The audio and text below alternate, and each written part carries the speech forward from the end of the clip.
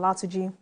Senate confirms the appointment of 3 ministerial nominees in addition to the 45 approved by the upper legislative chamber in August. On the interview segment for today, we focus on assessing President Tinubu's stewardship so far with the presidential candidate of the African Democratic Congress, ADC, in the 2023 election. Dumebi Kachuku as our guest. Welcome to Politics Tonight. Stay with us. We will be right back.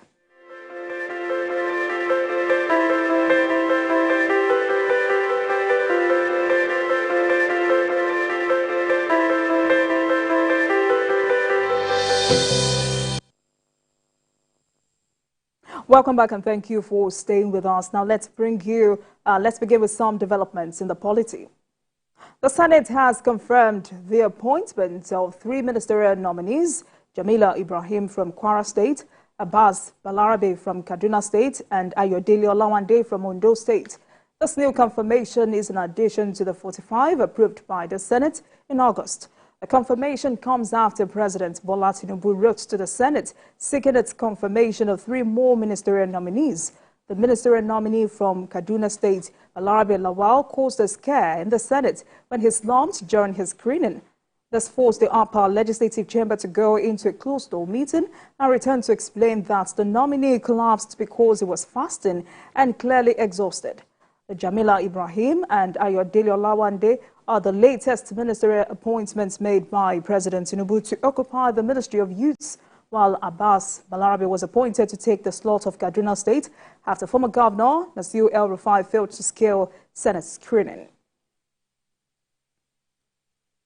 The Ondo State Independent Electoral Commission, ODEC, says election will be conducted in the 33 newly created local council development areas in the state.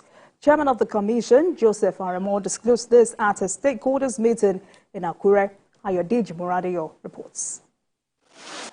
At this stakeholders meeting in Akure are representatives of various political parties that have signified interest in the coming local government elections in Ondo State. 2024 The meeting became necessary for the Ondo State Independent Electoral Commission, ODEC, to keep stakeholders abreast of its plans. just like the office of the governor, office of the president imply the second. Because you conduct... The chairman of the commission, Joseph Aremo, informed the gathering that the election will take place in the 33 newly created local council development areas, SCDAs, in the state.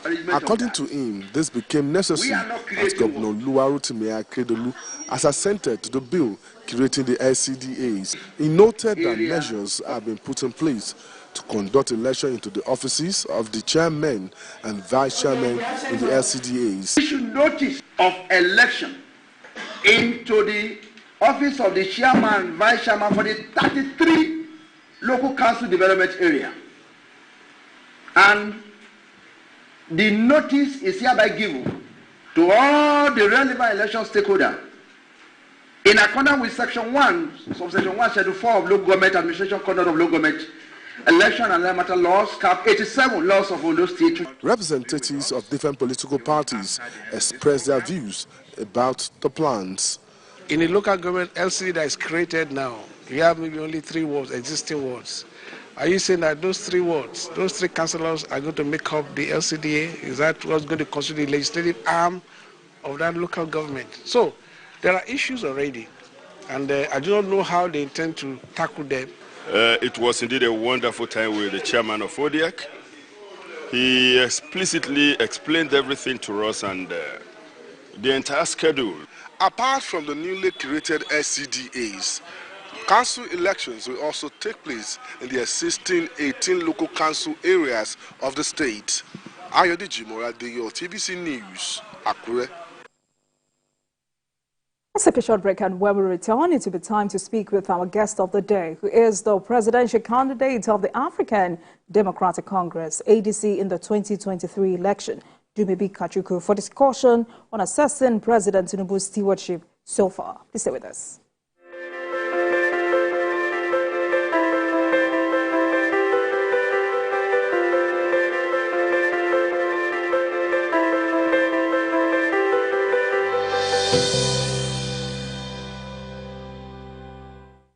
Welcome back to Politics Tonight. Tonight I'm joined by the presidential candidate of the African Democratic Congress, ADC, in the 2023 election, Dumebi Kachuku, for discussion on assessing President Tinubu's stewardship so far. Thank you so much for joining us this evening. Thank you. For having me, Olajumoke. All right. So our conversation tonight will be centered around all that the president has embarked on, all that he has achieved since he assumed office as the president of the country. So how will you assess the journey so far? Good question, Olajumoke. But before I answer that question, I want to throw something out because this will form the background to my responses in the next 1 hour segment. First and foremost, I am, I believe, the first presidential candidate in the last election to congratulate President Bola Tinubu. I believed, based on the poor strategy of the opposition, that he took advantage of that and he won the election fair and square. I am also of the firm opinion that the job of opposition is not only to oppose, but to propose. So, having said these two things, I will now respond to your question. How do I assess President Bola Tinubu so far? I will say that our president is not doing well at all. Our president has had so many missteps in how he's approached governance. Someone I believe to be an extremely smart person. I am actually worried at the way he's cobbled together the team to assist him to midwife the affairs of our country. But we cannot speak about what he's doing without actually discussing the elephant in the room. I believe that Nigerians will be angry with both of us if we speak of the state of the nation, speak about the state of the nation, without taking the current state of in the body politic, which is the current court case in America. So I will stitch that into my response about the state of the nation. Our nation is in disarray. Nigerians are totally divided. After the elections, I believe that the first mission of the Nigerian president will be to try and bring Nigerians from all walks of life together, irrespective of party affiliations. I do understand that there are a lot of inflamed passions from everywhere. There are people who believe rightly or wrongly that they won the elections. There are people who believe rightly or wrongly that it's their turn. But the job of the president of Nigeria is the job of the first father of the nation. And his job is to bring everyone together, no matter how difficult or how stubborn they may choose to be. When you ignore these people, you ignore Nigeria. And what we are saying today is that because a large swath of Nigeria seems to have been ignored, it's difficult to rule a country. When the people you are ruling are not working in tandem with you, it becomes difficult. The president of Nigeria needs all Nigerians to be on board. All hands must be on deck for us to tackle the multifaceted issues plaguing Nigeria. No one man, no single individual, not a team of 50, 100 cabinet ministers can solve the problem of Nigeria if Nigerians are not united together to say we need to come together to make our country work again. Nigerians are disunited.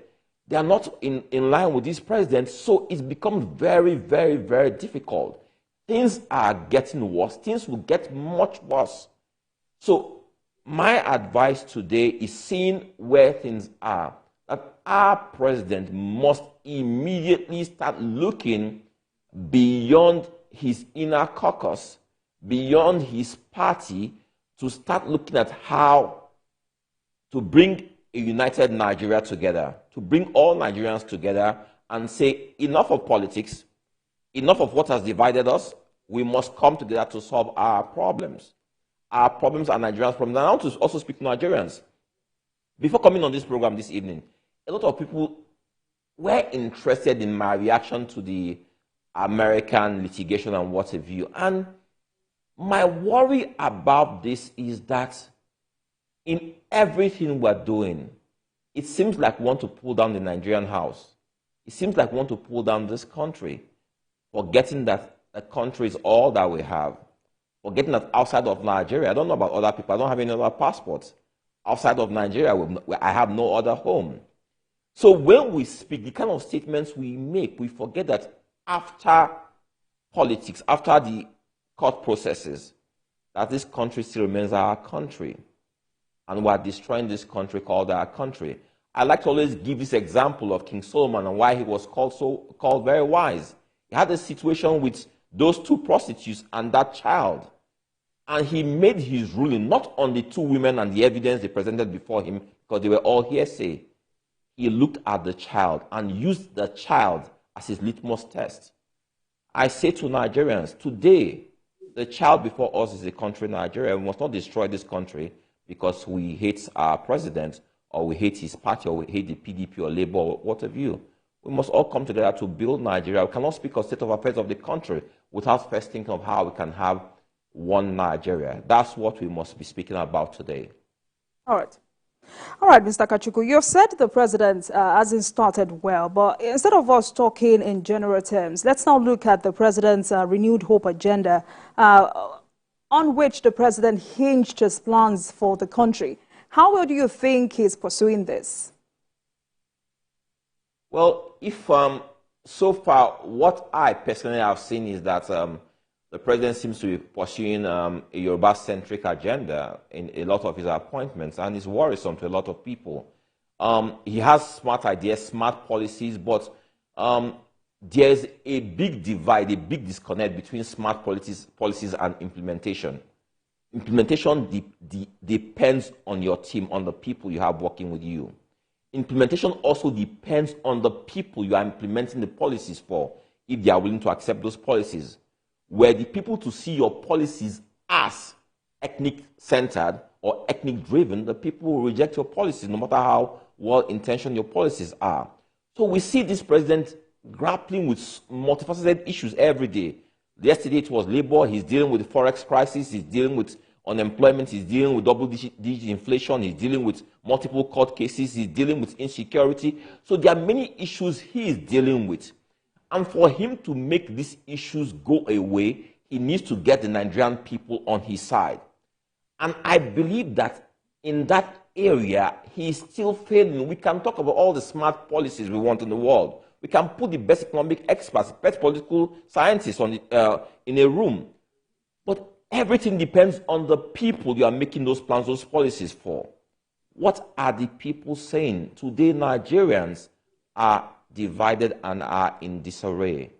Mr. President must, as a matter of urgency, put on his thinking heart, his heart of wisdom, and think, how can I bring my people together? I'm the father of this nation. What can I say? What can I do? What do I need to do at this point in time so I can save this country from imminent collapse? What I see out there every day is very, very bad. People are extremely unhappy. They're either unhappy about the economic crisis that they're having to deal with. In Abuja, we're talking about issues of one chance. We're talking about a lot of issues going on in Nigeria everywhere. And people are unhappy. And sometimes it's very easy for you to be in a political office and forget the feelings of the people because you are cocooned, you are isolated. But we must continue to speak to our president to let him know the reality on the streets, that Nigerians are bleeding.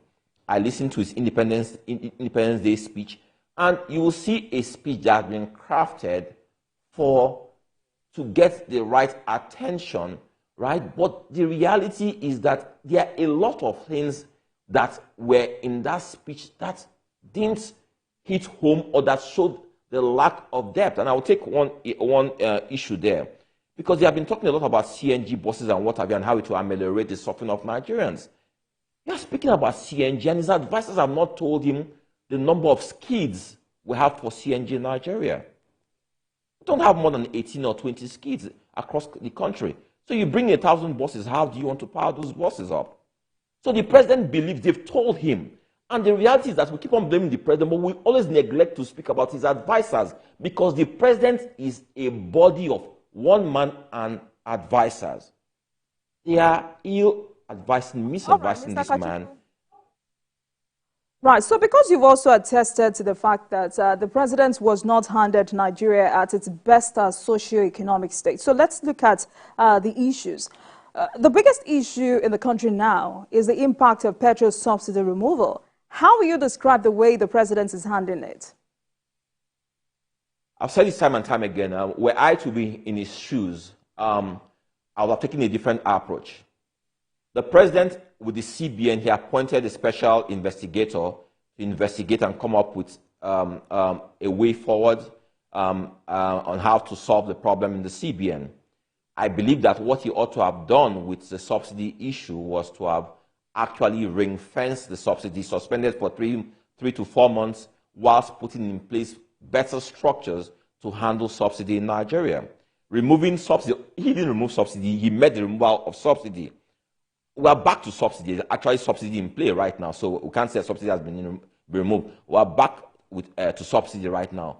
But in announcing subsidy as his first removal of subsidy as his first statement, he went about it the wrong way, because the president could have actually pointed Nigerians very carefully to the fact that I have come in here today as your president, being sworn in to meet that your former president has left me no subsidy whatsoever.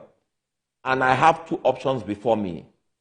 One is to end subsidy. Two is to put in place motions or process to provide for subsidy in the next budget or in a supplementary budget. The president chose to own the removal of subsidy, and he's getting a bad rap for that.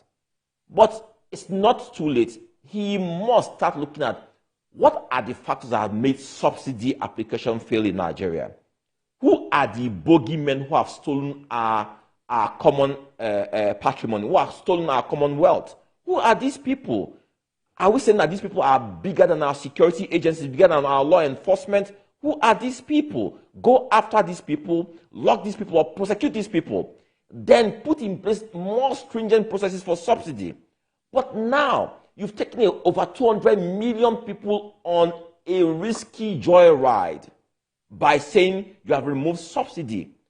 And you cannot predict the outcome of the effect of that removal on our economy. So every day, we're seeing the different variations of that removal and how it's affecting us. It's very, very difficult. So I believe that he was ill-advised in taking that approach. He didn't do it. He announced it and he owned it like it was his decision. It wasn't his decision. So I think he has to go back to the drawing board and say, how can we make subsidy work? God did not make a mistake by giving oil to Nigerians. So why do we take the benefit of that oil away from Nigerians? No, we cannot do this as suffering. No. I believe that the president has to take a different approach. If he has come up to say, my job as your president today is to right all wrongs. And in righting all wrongs, we must go back to the foundation. Who did this? Who done it? And what are we going to do about these people? Let's get these people so Nigerians know why they're suffering. Mr. Kachiku, Labour was supposed to go on strike, but the administration has averted that planned strike by Labour with a promise of 35,000 naira additional salary for workers. What impact do you think this will have on the people and the economy? Well, there are different schools of thought. There are some people that believe that it will give rise to inflation. There are people like me who believe that you must do something to ameliorate the situation, the plight of Nigerian workers. I believe that anything being done in that direction makes sense. But I also think that the cash transfer scheme that they are putting in place, based on what we've seen in the past, is going to be subject to abuse again. What should the president do right now with some of these savings or what he has on the table? If the people are already suffering, how do you use that money to put in place common facilities that benefit all Nigerians, as against putting in place a scheme that a few people unknown to the president are abusing and lining their pockets? There's so much we can do with this money that benefits everybody. If the president really believes that the cash transfer scheme is about to start is going to get to the people he intends that money to get to, I am really very worried. He needs to look at what happened in the last administration, what they did and how it was abused. He needs to rethink what he's trying to do. He has, like I said again, the president has good intentions. The president is a very smart man, but there is a disconnect between the best of intentions and the implementation. There's also a disconnect between those who you're implementing for and how they feel about what you're trying to implement for them. That's what the president ought to be looking at today. Right, so let's go back to the issue of the purchase of CNG-powered buses to ease transportation. You've said quite a few about this issue, but how will you, to put this into proper perspective, how will you advise the federal government to go about this? It's very simple. We do understand that you don't have CNG skids available everywhere. We understand there are limitations to how far those buses can go, how far it can go before you fuel the buses from any CNG station and what have you, right? So they need to go back to the drawing table and give him the actual facts about how that works. They need to let him know that this CNG will only be available in certain parts of the country and not in all parts of the country. So if that's the case, how then does that begin to ameliorate the situation across the country? It's not possible. What should the president be doing? We cannot continue to say that our refineries have packed up. The president himself must lead. He's an oil and gas man. He's worked with Mobil. He must get the best of the best on the table to actually x-ray what's been going on with our refineries and take a hard decision as to what to do, as to how to make those refineries work again, so that Nigerians can benefit from having refineries in an oil-producing country. What the president is essentially doing is accepting the fact that the Federal Republic of Nigeria has failed in managing their refineries. That's the failure of government. We cannot accept that situation. They must look again at those refineries and how to fix them. But it starts with making those people who have abused those refineries and the process of fixing them, making them pay for it, so that those people who you put in charge of that now know that there's a price to pay were they to mess up that process. That's what the president needs to do.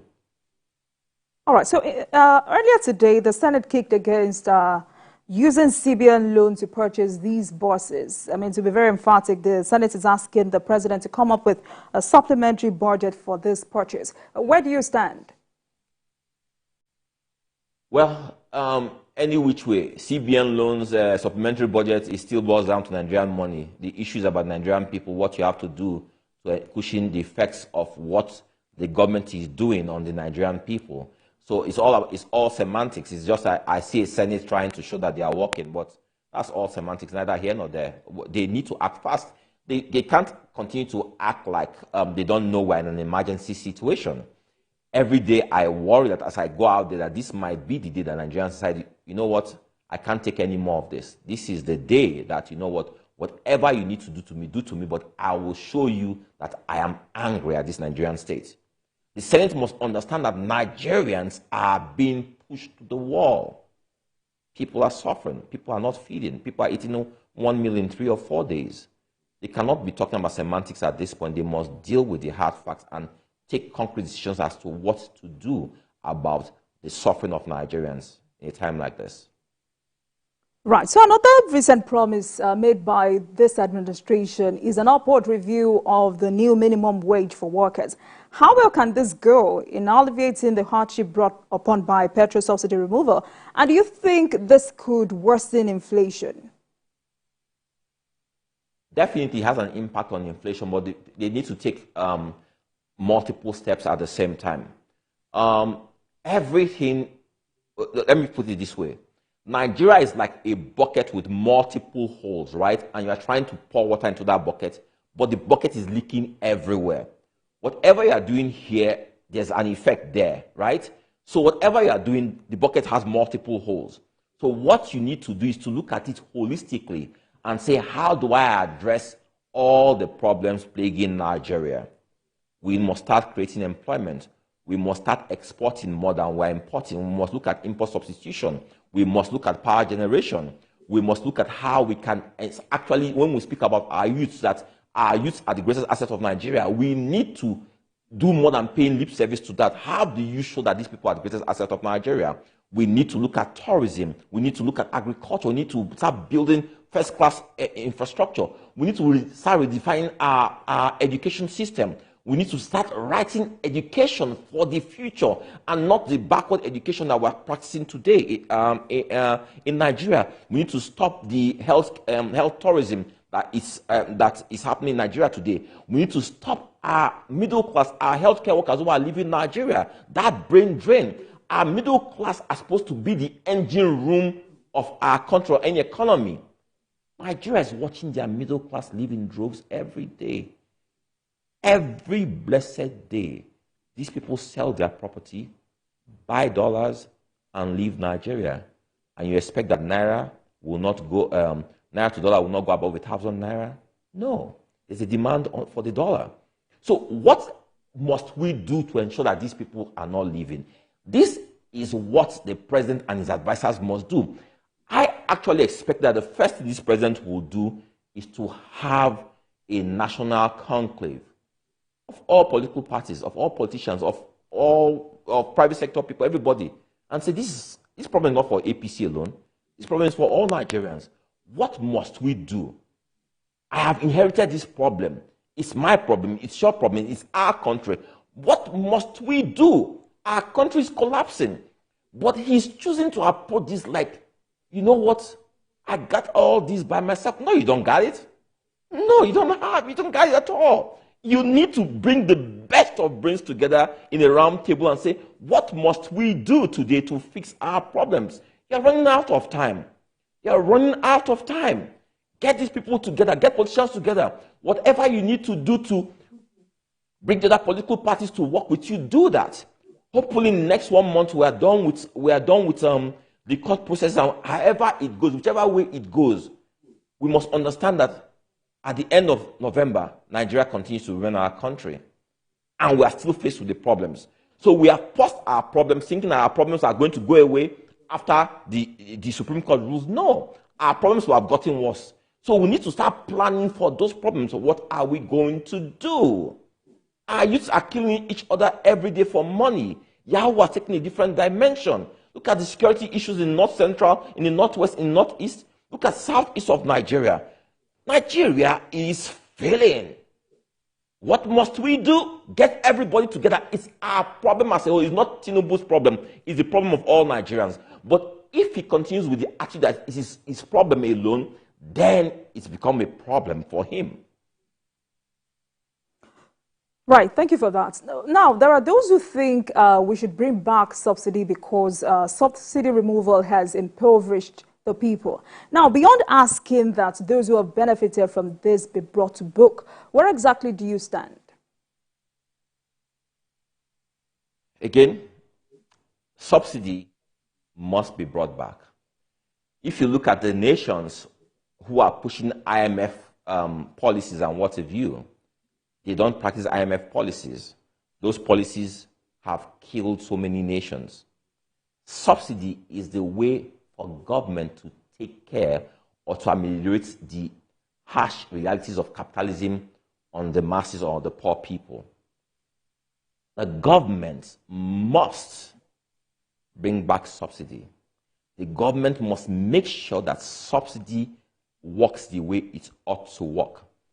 If there are people who are taking our petroleum products across the border, you know who you've given those products to, get those people, prosecute those people.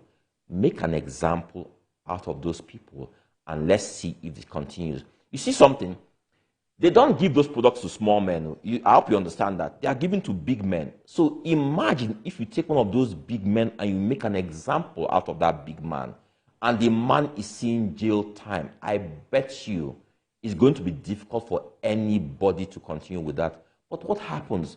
A decade, going on to 2 decades, they are giving money to these people. They are selling our product out there and buying private jets, opening airlines, building hotels, buying hotels in Dubai and everywhere, and everybody keeps them quiet. Why wouldn't they continue? You are rewarding these people for their treasonable acts. No. Go after these people and then make that scheme work for Nigerians. I keep on saying this.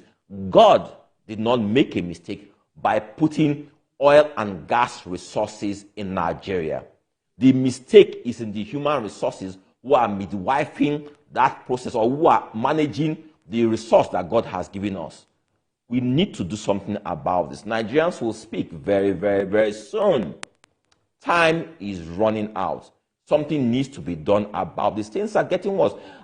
Today I was looking at some, if you look at here, this is story of middle-class families who have kids overseas. Their kids are overseas because the education system is not working in Nigeria. So they look at the exchange rate today. Some people are having to pay as much as 150 million naira. $10,000 today is 10 million naira. Imagine that.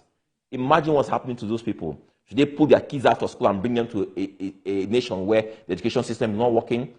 What must we do? That's why I say if you have a round table, everybody understands that you have to make education system work here so that our people are not spending dollars overseas.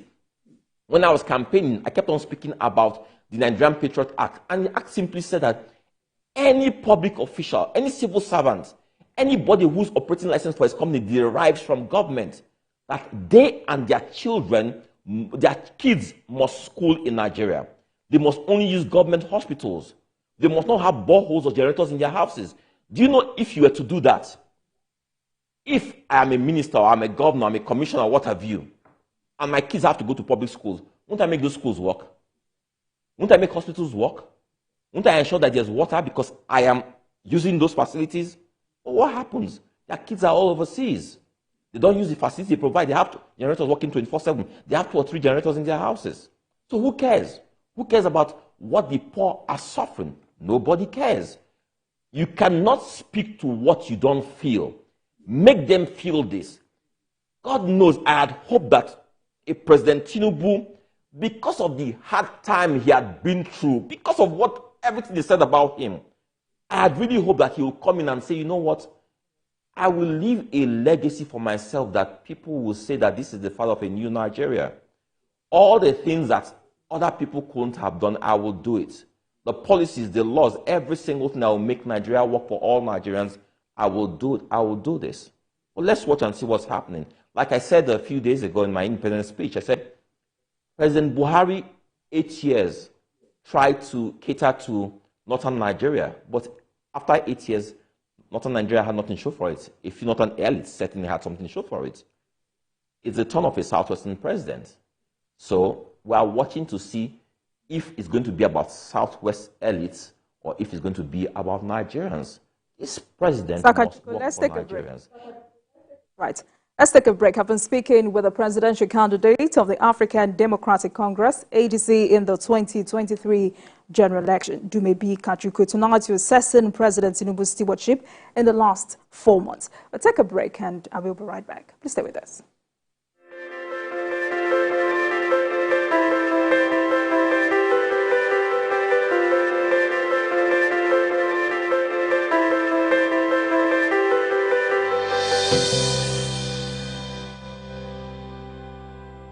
Welcome back to Politics Tonight. Thank you for staying with us. And we've been discussing assessing President Tinubu's stewardship in the last 4 months. And I've been speaking with the presidential candidate of the African Democratic Congress, ADC, in the 2023 general election, Dumebi Kachuku.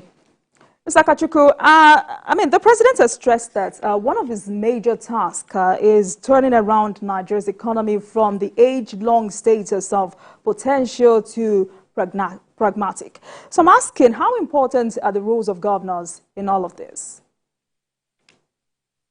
Well, whatever I say to the president, obviously I'm speaking to all those in government, which implies or which includes the governors. They are a team, even though we run a federal system of government, but they are a team. Their actions all impact on each other. So the governors are also to take note of what I'm saying.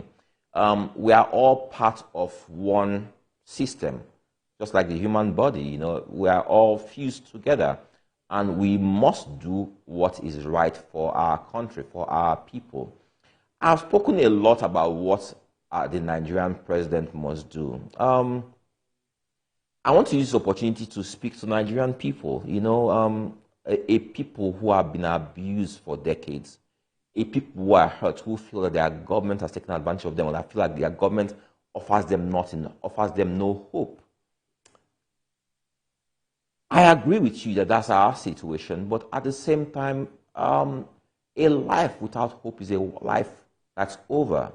We must continue to be hopeful as Nigerians. We must continue to know that we have no other nation. I used to be so angry that I said to myself, I lost 8 years of my life to President Buhari. And that's why I said, you know what? No matter what happens, I'm not about to have another wasted 4 years under President Tinubu. And whatever I can do to contribute to ensure that he's successful, he or any other president is successful, I will do it. Whatever I have to say, do, I will do, because Nigeria remains my country. Nigerians, don't give up on Nigeria. Let's continue speaking. Let's continue coming together. Let's continue forging ahead. Let's continue proffering solutions. It's not all about opposing government. We must start proffering solutions that make sense, pragmatic solutions. We must start speaking positively about our country. We must start doing what's right. We all have an individual responsibility to this country. It's not all about government. If you think about it, who is government? Government is all of us. Our family members are those in government, our friends, our neighbors. So we're all together. We must continue to fight for this country. Nigeria is not a no man's land. Nigeria is our country. Our passport says that we're Nigerians. This green, white, green is what we're bettered into. We have no other nation. We need to fight for this country. How do we speak and denigrate our nation the way we continue doing? How do we speak about our president the way we speak about our president? It's not Tinubu. It's the office of the president of the Federal Republic of Nigeria. However Tinubu stands, whoever Tinubu is, we need to look at that office, because that office represents us.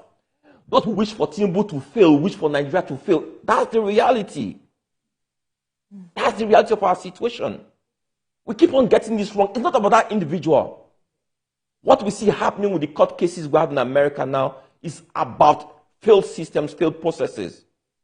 Nobody's speaking about those systems, how to make sure those systems are rectified. Those institutions start working for Nigerians. Nobody's speaking about that, and everybody's talking about Tinubu, Atiku, and what have you. And we keep on making that mistake. It's never about politicians, it's about the institutions that have failed us. We're looking at the last judgment from Presidential Appeal Panel. The judges might have gotten it wrong in their decision, might have gotten it right when they said they affirmed the president's victory. But I expected that they would have stood on the side of Nigerians by going hard on INEC. They said nothing whatsoever about INEC and INEC's failed conduct of the last elections. So that means INEC has gotten a pat on the back to say that what they've done is right, that Nigerians are hurting, that people have given up on Nigeria because they feel that INEC failed them. The judges owed it to speak for Nigerians by speaking to INEC, but they failed to do that. We need to start reinforcing, strengthening, structuring our processes so that human beings don't mess up a whole nation. That's what we're speaking about. How can we do that? It's not the job of one man, it's the job of a people. I love this country. This is the only country I got. All right, I don't have any other country. I love this country so much.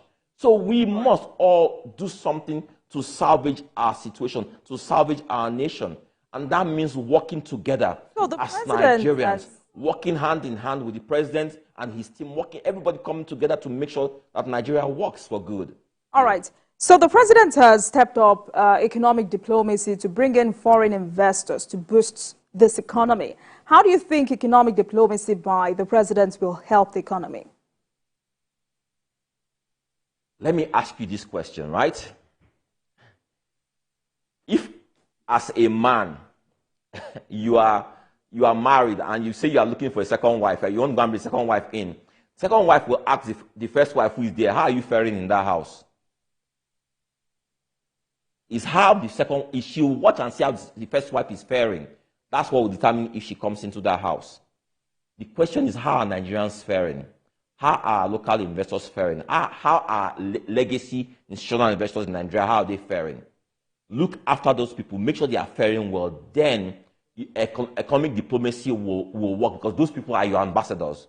They'll tell everybody, come. This is the place to be. Nigeria is working very well. But most of our presidents make this mistake.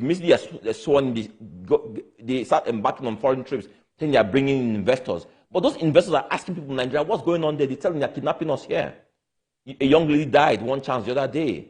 I had a court case and the judge was bribed and I lost all my investments. They're saying this, they're saying that. You think people will come? Hell no, nobody's going to come. Nobody's going to come. So let's make sure Nigeria is working, first of all. Make Nigeria work, then people will come. People are looking for where to go and invest. People want returns on their investment. So people go looking for which country is working. Let's make Nigeria work and people will come and invest here. That's what we need to do. All right, so still on this, the president has promised to remove all bottlenecks impeding investment, and he has also promised a conducive environment for these investors. What stringent policies do you think should be in place for him to achieve this? First and foremost, in Nigeria, one of the greatest bottlenecks to investing in Nigeria is that the absence of rule of law in Nigeria. Let me speak about my case, for example. I have a real estate company, I have a construction company. Every blessed day, I have theft on my site. I report to the police, and the police are unable to do anything to help me. As a businessman, as an investor, what does that do for me? I understand that there's no rule of law here. I understand that anything can happen to me, my business, my investment, and that's it. Any country that works must have rule of law operating. Any country that wants to work must have the semblance, must have the principles of the rule of law operating that states that everybody is equal before the law. That's that the law will work, that whatever the law says it will do, the law will do. But if we have a situation where the law is not working, then you are in a banana republic. People see this. People see this. People are seeing what's happening all over Nigeria. You have people who have invested in farms, and then you have some people come in and take over their farms, and we keep quiet, and nobody wants to say anything, like what happened with the Buhari administration, and where he lets his kin and kin rampage the whole country, destroying the farmlands of people and what have you, and everybody kept quiet. People see all these things. How are people going to take you serious? Now we're saying that talking about food security, when we know for 8 years our former president destroyed everything leading to food security, and we do nothing about that. Come on, we need to start telling ourselves the truth. We need to do what's right by Nigeria. We all know what the problem is, but we don't want to take the hard decisions. We need to take those decisions so that Nigeria will work. But if we continue playing this ostrich game, we are just going to be in this bubble. We're still going to be looking at ourselves. The president has done how many months now? He has probably realized that this Abuja is not what he thought. Visiting Abuja from Lagos and living in Aso Villa, they are two very, very different things. But I say to the president, it's not that difficult, because the issue is that knowing the problems is you are halfway solving the problems. What the president is getting wrong right now, I believe, is in the assemblage of a first-class team. Secondly, is in bringing Nigerians together. He cannot ignore Nigerians. I also thought that the president in his first month will have addressed the issue of the Southeast. I know the NSA has been doing a yeoman's job in bringing the people together and every single thing, but what the NSA is doing is one thing. But the president must be speaking to the Igbo nation to say, you are a people, a tribe under Nigeria, needed, loved by Nigeria, that we're all one Nigeria. You are not going anywhere. I need you, you need me. But you can't act like these people are not important. You can't take the attitude of the former president. No. The president ought to make a serious statement. Visit that area of Nigeria. Speak to these people. How can you have these people continue to feel that and kill themselves every day? That place is the engine room of the Nigerian economy. The production nerve center of the Nigerian economy. And we ignore them, say, let them kill themselves. It's good for them. Let them kill themselves. They kill themselves, they kill your economy. The president ought to speak to this. You can't let those people go the way they are going.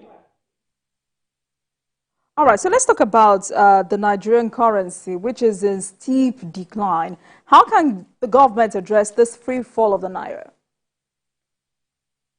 It's very simple. What are we using dollars for? Whatever we are using dollars for, we should make sure we don't use dollars for those things. So whatever it is we're spending dollars, if, for example, we're going to spend dollars on healthcare in Dubai, India, wherever, make sure your hospitals are working so you don't have to go and get dollars to go and spend there. If you are importing rice, make sure that rice is grown here at an affordable price so people don't import rice. If you're importing PMS, make sure that PMS, your refineries are working so you're not importing PMS. On the other hand, we must start exporting more so that people are giving us money, right? What are we exporting right now? Yahoo. Fraud. What are we exporting? The oil you're exporting has already been long sold. You get nothing out of that. What are you really exporting? That's what we have to look at now. Nigeria is a blessed nation.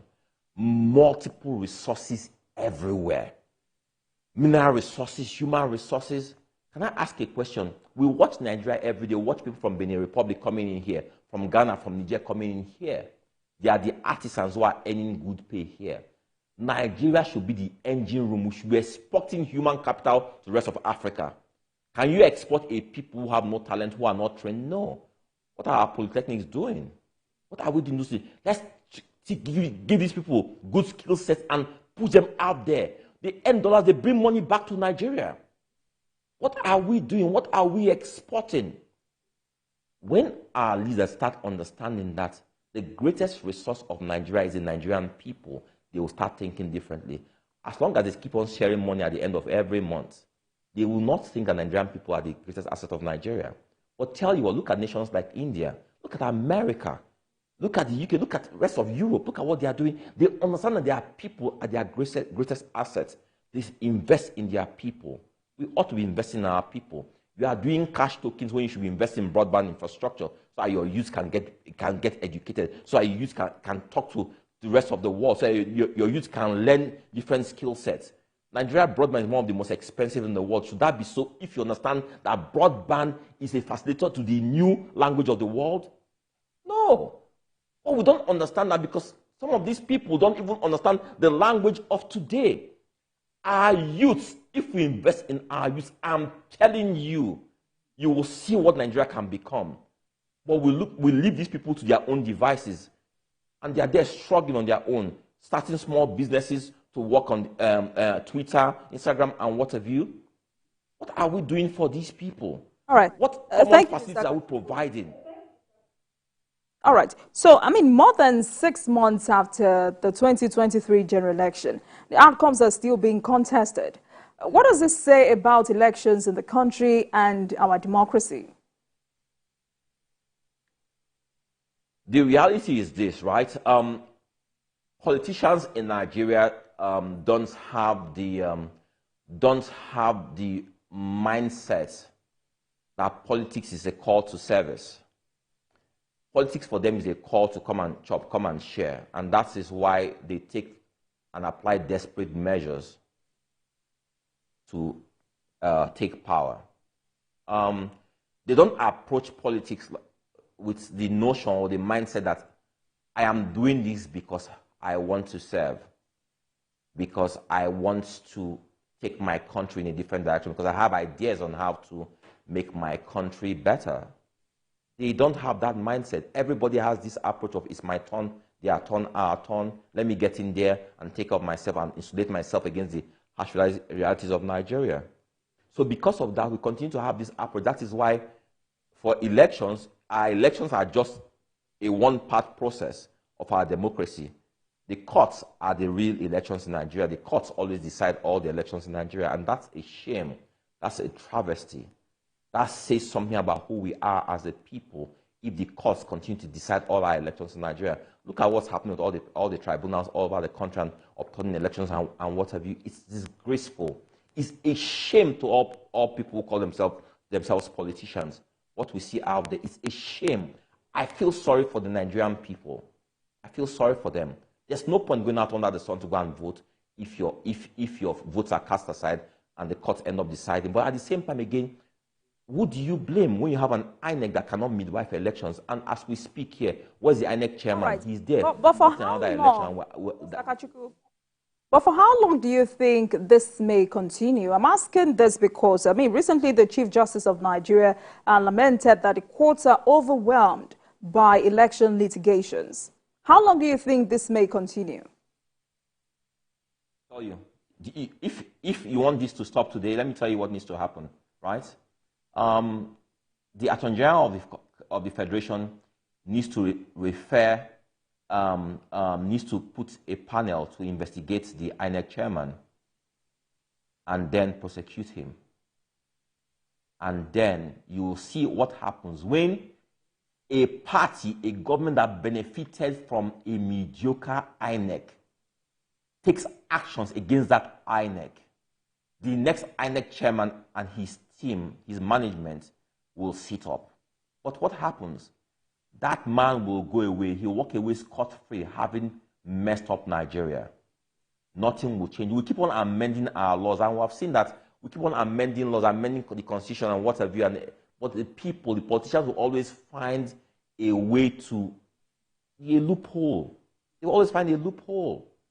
So what do we need to do? We need to start educating our people, informing them, teaching them basic civics about society, about rule of law, about what a country, what a nation should be. Today, Nigeria is not a nation. Nigeria is different business entities. Everybody scrambling for their share of the national cake. We need to let our children, those who are coming after us, know that Nigeria is what's the most important thing. Olajumoke, I know that in having me today here, we came to discuss state of the nation. I guess what you've heard is the state of my heart, how I feel about Nigeria, how I feel about what's going on, It's a shame. We need to do much more. I sincerely wish our president well. I hope he does hear me today. I believe he's a smart man. I believe if he can put the best of brains together, if he can bring all politicians together, if he can bring the nation together, I believe that he might yet remain one of the most successful presidents that Nigeria has ever had. But if he continues on this trajectory that he's going on right now, history will yet judge him. All right. We're out of time, but I would have loved to ask you about politics of inclusion, talking about youth and women representation and how the president has fared in that regard. But sadly, we're out of time. Thank you so much, Mr. Kachuku. You've said a lot this evening, and I must thank you for coming on Politics Tonight. Thank you so much. Thank you. Thanks for having me. And thanks a lot for watching. That marks the end of today's episode of Politics Tonight. But the conversation continues from here. Get in touch with us on Twitter at TVC News NG and at Olajumoke using the hashtag Politics Tonight. We're also on YouTube at youtube.com/TVC News Nigeria. I am Olajumoke Olatuji. Good night.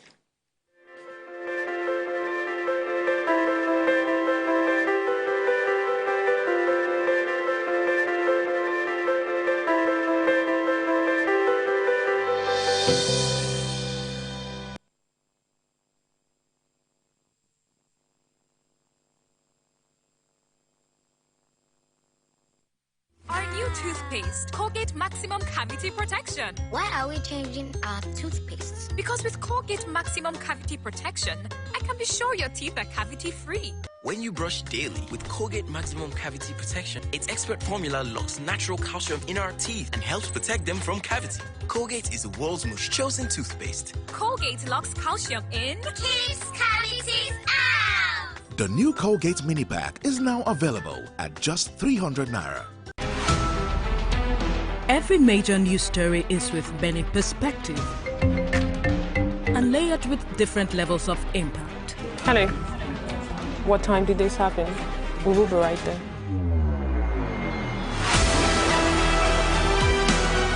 At TVC News, we follow the big and major news, gathering the facts, witnessing the outcome. I am here live at the aftermath of the approval of the new national minimum wage. We are TV station of the year, not just for breaking news, but for being first, fair and accurate. TVC News, first with breaking news.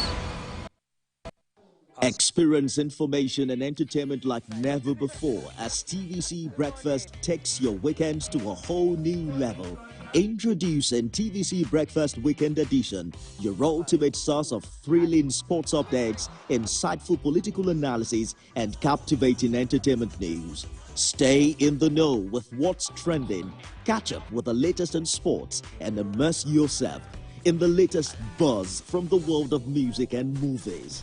Your weekends are no longer just days off, but moments packed with knowledge, excitement, and enjoyment. TVC Breakfast Weekend Edition, only on TVC News, starting 2nd September 2023. Every week, Green Angle, in partnership with Wild Aid, will bring you a documentary series on environmental issues affecting Nigeria's amazing biodiversity, from climate change, air pollution, and wildlife conservation. We will be traveling across Nigeria to give you on-the-ground report of the issues affecting our environment. It airs every Saturday at 4:30 p.m.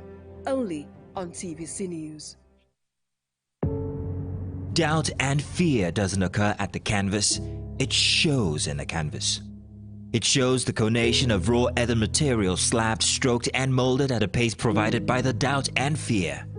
Every move weigh in the struggle of one to the other, merging the past to the present, brushstrokes of colors seen but not known. For when the wailing stops, the pieces settle down in abject beauty erected for a century of a century.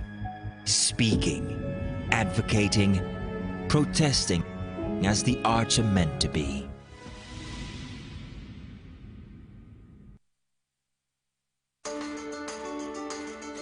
There is always more to a story than the screaming headline. The part of a story that is not told casts a shadow. It's like the part of an object that is not reached by light. On TVC News, I'm able to explore the many angles there are to a story, talking to stakeholders, asking the difficult questions, and digging for facts. I believe the viewers are able to make a better decision if they're well informed and understand not just a part, but the complete story. TVC News, first with breaking news.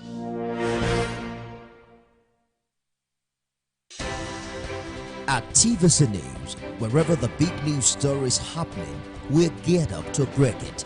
TVC News, first with breaking news.